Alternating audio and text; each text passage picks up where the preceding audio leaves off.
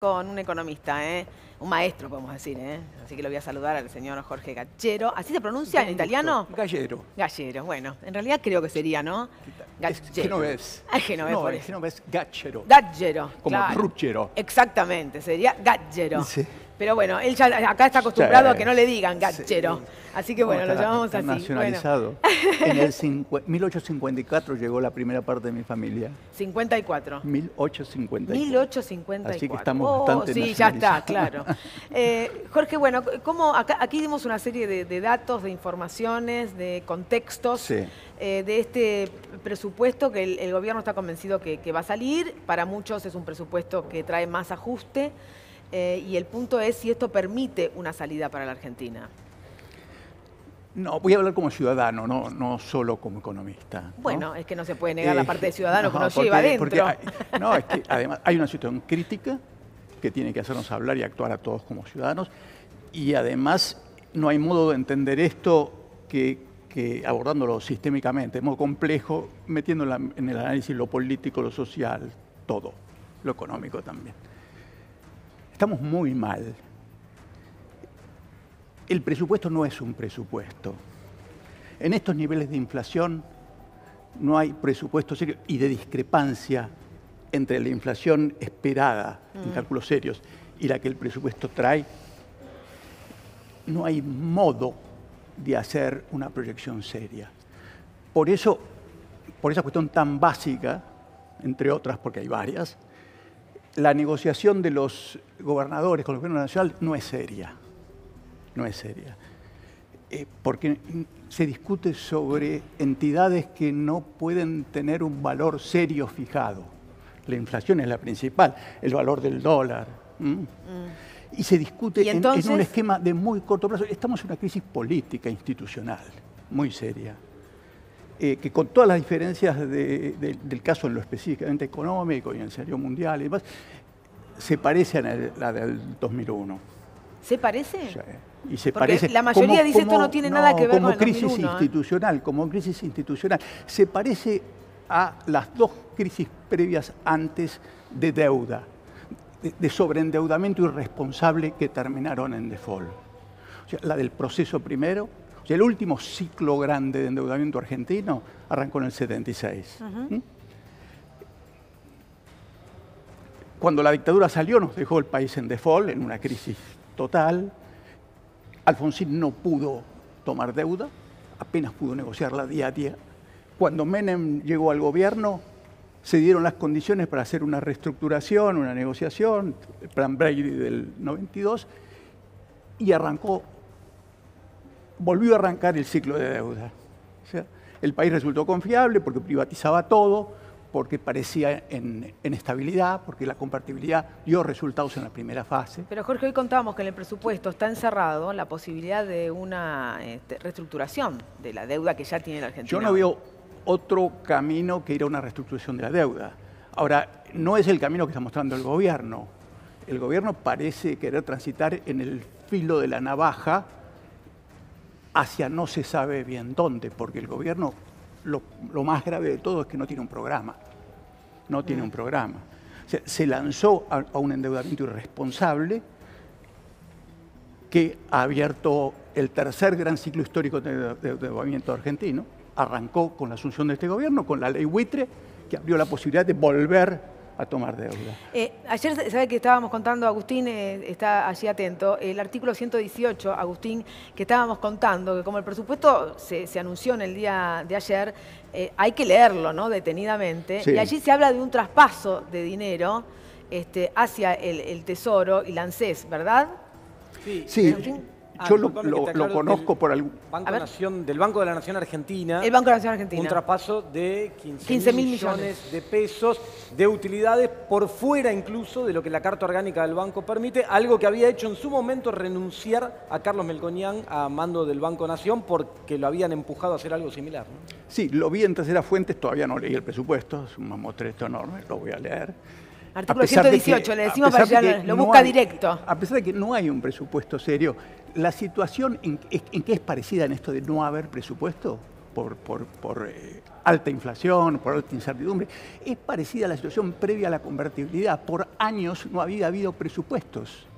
No había habido presupuestos por alta inflación.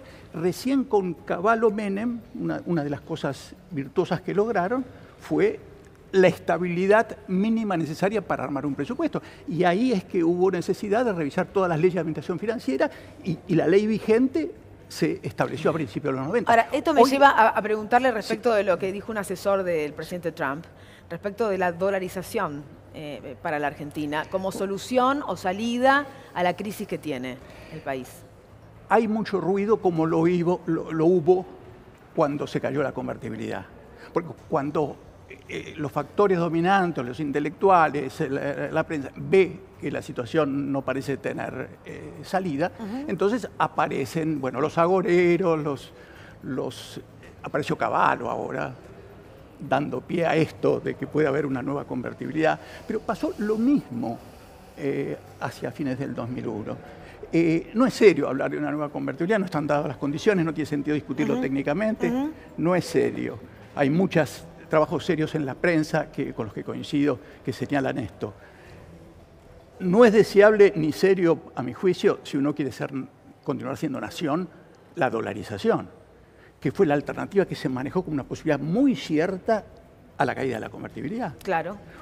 Hubo una reunión en La Rosada entre el expresidente de la Rúa y el expresidente Menem, en plena crisis ya, cuando el déficit cero ya, que no llevaba a ningún lado, que se parece tanto a este déficit cero ya también, a pesar de ciertas diferencias. Aquel era de caja, este es un poco menos estricto, es un déficit cero del devengado, presupuestario, que se quiere obtener ya. En aquel momento, en esa reunión en La Rosada, que apareció como título en los diarios y no hubo información ninguna acerca de su contenido, los dos expresidentes, bueno, en ese momento de la Rúa todavía claro, no era presidente, hablaron de la posibilidad de la dolarización y los dos eran partidarios de la dolarización. En la lucha de bloques de poder a la caída de la convertibilidad, había un bloque que peleaba por la dolarización y otro por la devaluación y la conservación del peso. Ganó el segundo, pero en el primero estaban buena parte de las multinacionales que ya eran muy fuertes en Argentina. Por ejemplo, los bancos españoles que habían invertido hace poquito muchos dólares en Argentina, estaban desesperados porque dolarizase Argentina para no perder patrimonio en divisa fuerte. Bueno, ahora se está dando una lucha parecida. Hay mucho ruido y mucha irresponsabilidad desde afuera. Si me permitís, sí, cómo no, para que se vea el paralelo de hoy con aquel del 90-2001, sí, expresiones desde afuera de hombres tan notables como hoy el presidente Trump o la presidenta del fondo, la titular del fondo, Christine Lagarde. El titular del fondo en el 90, cuando arrancó estaba por arrancar el proceso de la convertibilidad. Sí. La pobreza de este país por Argentina es por no haber hecho el ajuste. La Argentina tiene todo para ganar con la competencia y la apertura. El elogio a Menem inicial. Así es. El elogio final, cuando ya estábamos cayendo, fue cuando lo invitaron a presidir de alguna manera por el sur del mundo la asamblea anual del fondo, el banco y demás. Octubre del 98, que fue cuando nos incorporaron al G20. La gente no sabe que al G20 a nosotros nos incorporaron por las malas razones, porque Menem era el ídolo. En ese momento, Camdesús, con Menem agasajado, dijo: el mejor presidente de los últimos 50 años es Carlos Menem.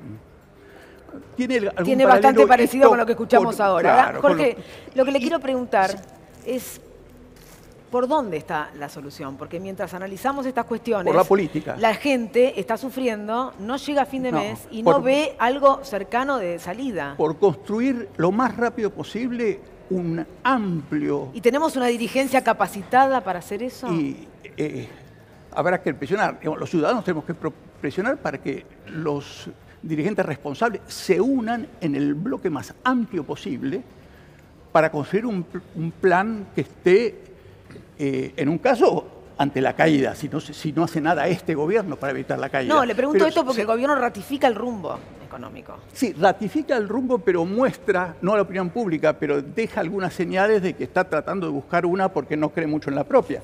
El tema de la dolarización que viene desde el Tesoro ha sido hablado con el gobierno. Si no, lo que pasa es que el gobierno no está reconociendo las alternativas, los planes B en los que pudiera estar pensando. Pero yo sinceramente no creo en ningún plan B de este gobierno, porque uno de los problemas centrales del gobierno es que es neoliberal, que cree en un mundo que ni existe ni va a llegar. Es una utopía de derecha loca que no tiene que ver con la realidad. El presidente está convencido que este es el camino y cree que, por ejemplo, cuando se ganó la elección en Marcos Juárez, en la provincia de Córdoba, se va ratificando ese camino pero que él quiere seguir. Es una creencia que, por otra parte, no tiene mucho que ver con la realidad, porque los números de la opinión pública, los vimos hace un ratito, están cada vez peor.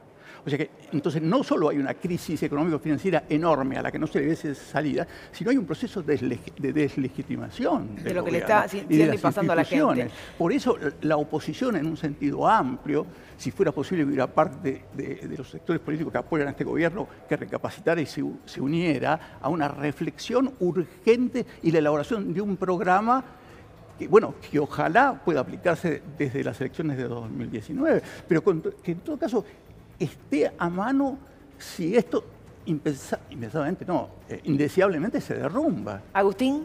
Sí, mira, te voy a contar un dato económico, algo que ocurrió en el día de hoy, y de paso vamos a ver cuál es la opinión de Jorge al respecto, ya que hablan de dólares y deuda y estas cosas, que tiene que ver con lo siguiente. Acordate, ayer mostrábamos los datos del presupuesto y decíamos, Argentina, el gobierno presentó un presupuesto donde cree que el año que viene la economía no va a caer tanto porque va a haber un shock, un boom exportador, ¿sí? Y ayer decíamos, cuidado, porque en cantidades mucho más, a pesar de que se pasa la sequía, no vamos a exportar. Y en precios, nada indica que los precios internacionales de las cosas que exporta Argentina, que principalmente son productos primarios, vaya a subir mucho. Bueno, el dato de hoy es que el precio de la tonelada de soja en el mercado internacional, en Chicago, cayó por debajo de los $300. Esto ocurre por primera vez desde el año 2006. Hace 12 años que no había un valor tan bajo para la tonelada de soja y que quiebre esto que son estas barreras psicológicas, viste que el mercado financiero le presta bastante atención. Con lo cual, este dato, ¿por qué es importante? Compromete el ingreso de dólares a la Argentina, un país que en los últimos 2 años se endeudó muchísimo en dólares, y además pone en riesgo esta proyección del gobierno que dice vamos a crecer por el ingreso de los dólares por las exportaciones el año que viene. Empieza a asomar a partir de esto con más fuerza este fantasma del default y esta idea que el gobierno plantea en el presupuesto y deja la ventana abierta de una posible reestructuración de deuda. No sé, Jorge, si tenés esta visión del riesgo que esto implica. No, es central el dato que está planteando de Atelis. Poniéndolo en contexto, lo lamentable es central porque tenemos que ganar divisas genuinas. Si no, no hay modo de salir de esta crisis. Pero el gobierno habla de un financiera. Crecimiento de las exportaciones de casi el 22%. El gobierno tiene el problema, uno de los problemas que tiene es del autismo, del no reconocimiento de las realidades del escenario internacional. En la elaboración de sus planes, en la definición de sus direcciones. Pero paradójicamente, cuando empezaron los problemas, que básicamente son de raíz interna, de no tener un plan y de ir por el lado errado en lo financiero, endeudarse irresponsablemente, cuando aparecen los problemas, entonces toda la culpa viene de afuera y diseña paradójicamente, súbitamente, un escenario externo de tormentas malísimo, en una descripción que no tiene que ver con la realidad. ¿Se entiende la paradoja? Sí. O sea, a la vez autismo en los datos básicos, duros que hay que tomar en cuenta para elaborar un plan. Lo que le pregunto, Jorge, es, usted hace este diagnóstico, digamos, de la situación o crisis política que hay, que obviamente lleva a la crisis económica. Gobernadores que, en su mayoría, por lo que estábamos contando recién, van a aceptar este presupuesto. Diputados que están discutiendo, algunos bloques dicen esto es un mamarracho, un cachivache, no le creemos, y otros, bueno, lo vamos a analizar, vamos a ver. Todo indica, pareciera, que la política no le va a poner un freno a esto, porque cree, muchos el argumento es, no darle un presupuesto al gobierno sería ponerle otro palo en la rueda. Bueno, retorno a mi argumento de hace un rato. Esto no es un presupuesto. Entonces, ese argumento no es muy serio por eso mismo. Ahora, entiendo la cuestión de la responsabilidad política, institucional, cuando está seriamente planteada. Está seriamente planteada. Pero veamos el éxito que habría conseguido hoy el conjunto de gobernadores más cercanos al gobierno. Cambian un fondo permanente, legislado. El sojero. El sojero, que debería dar X dinero muy importante este año, el siguiente, y hasta que no se elimine, y lo cambian por un sustituto de corto plazo, por una... hasta fin de año es esto. Un retazo de corto plazo. Esto no es serio como discusión institucional. Y no todos los gobernadores están en eso. De acuerdo a lo que nos contaba Luciana, nuestra compañera, como un gran logro, ¿eh? Sí, están en el poroteo, pero no todos los gobernadores. Berna es un gobernador que está actuando dignamente. Los Rodríguez Sá son gobernadores que están actuando dignamente. Y veamos un tema que no es casualidad, de por qué esta diferencia de conducta, en parte, ¿no? Son provincias que tienen superávit fiscal, no tienen deuda grave y no están en déficit. Entonces pueden ser autónomas políticamente, por eso están criticando. El grueso de los gobernadores que están de besamanos han gobernado mal, están con déficits fuertes y encima algunos de ellos se han metido en el endeudamiento irresponsable al que el gobierno los invitó. Permítame, mejor que tenemos una información de último momento. Acaban de detener al dirigente social Juan Grabois. Estaba acompañando a trabajadores senegaleses, acompañaba en una protesta y se encuentra detenido en la comisaría de San Juan y Entre Ríos. Detienen a Juan Grabois, allí observan ustedes el fuerte operativo policial. Juan estaba acompañando, insistimos, a trabajadores senegaleses en una protesta.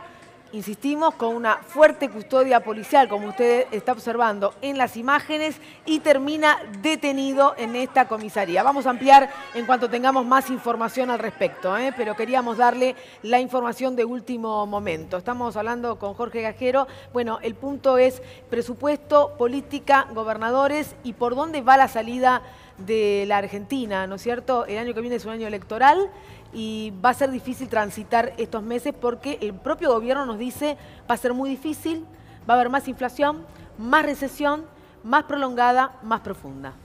Sí, y lo que el gobierno no dice, porque no puede decirlo, es que hay un riesgo importante de que haya un default si no se hace nada distinto a lo que se hizo antes de las elecciones de diciembre del año que viene, de fin del año que viene.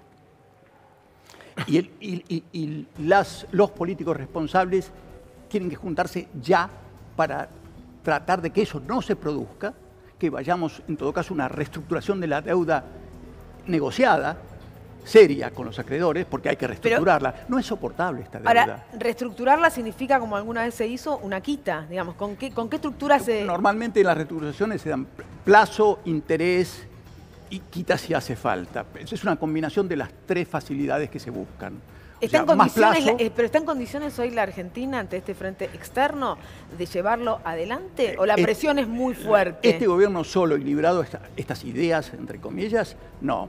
En primer lugar no quiere, no ve, no quiere ver, no sabe. Pero bueno, hay mayorías políticas importantes, yo diría no solo en la oposición, en el propio gobierno que están viendo esta situación. Parte del radicalismo que apoya al gobierno ve, no puede hablar en voz alta, pero ve esto. A ver, Lucía, contame cómo en Casa de Gobierno se traduce esto que estamos comentando, porque no sé si en realidad hay alguna palabra respecto de lo que encierra el presupuesto, esta posible reestructuración de la deuda. Claro, mira, o sea, en el gobierno lo que dicen respecto al presupuesto es un poco lo que estaban diciendo antes, de que es un presupuesto medio ambiguo y la idea es un presupuesto para llevarle a Lagarde. O sea, lo que contábamos ayer es que justamente Macri lo que quiere es apurar la negociación, que cierre en octubre como sea, con los números medio imprecisos y todo, viste que vemos día a día que ponen de nuevo, recomponen el fondo que habían sacado, están como ahí tironeando, haciendo el poroteo, porque lo que quieren es que el presupuesto como sea se apruebe. Es un presupuesto para el FMI, es un presupuesto que el gobierno tiene que cerrar y mostrar esta gobernabilidad que quiere mostrar con los gobernadores. Ahora, de la letra chica, justifica y tambalean un poco cuando lo tienen que defender o dar detalles sobre cuestiones económicas. Esa es más o menos la visión que te dicen en el gobierno sobre el presupuesto. Nosotros necesitamos que salga. Por ahí viene la negociación con los gobernadores. Claro, esperan que sea octubre y si no, como plazo mediados de noviembre, de que este presupuesto vea la luz. Claro, la fecha... Les aviso al sonidista que estoy sin auricular nuevamente, ¿eh? A ver si lo podemos solucionar porque no voy a escuchar el control. El fondo hoy está diciendo bastante claramente de que quiere ver el presupuesto aprobado y firme, entre comillas, antes de decir su palabra. Eso es lo que desespera al gobierno. Y que es un factor más que hace que este presupuesto no se va a discutir seriamente. Ya hablamos de otros factores que son de contexto, de la inflación tan fuerte, del dólar. Creo que lo deben haber mencionado acá, yo no vi todo el programa, pero sí. El dólar del presupuesto es el dólar de hoy. Y la inflación que el presupuesto reconoce es 25 para el año que viene. Entonces, 23. 23. Entonces, ¿el presupuesto qué nos está diciendo? Que van a retrasar el dólar en 23% y que no vamos a exportar nada. Agustín, recordá esos datos mientras yo trato de cambiarme auricular y poder hablar con todos. ¿Puede ser? Vamos. Dale, te recuerdo los datos.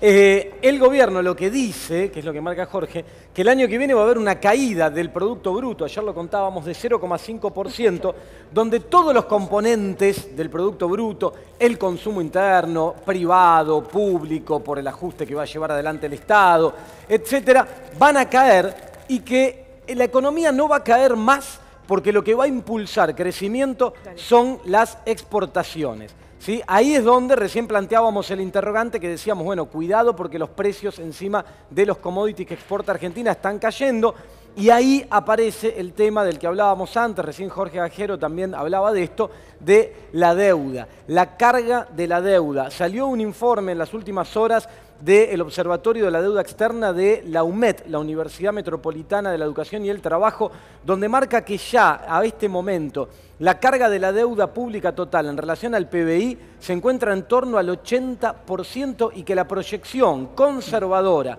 para fin de año supera el 110, puede alcanzar el 111% del PBI. Esto es un dato alarmante que si lo juntás con esto del no ingreso de dólares que el gobierno pretende instalar a partir de este boom de exportador, que todo indicaría que no va a ocurrir, pone en riesgo el tema de la deuda. Y ahí, lo que quisiera saber cuál es la opinión de Jorge Agero también, apareció en el presupuesto esto que comentábamos al principio del programa, la posibilidad de que el gobierno encare algún tipo de reestructuración de deuda en condiciones desventajosas para la Argentina y ventajosas para el mercado internacional. Ahí está, Jorge. Recuperé todo ya.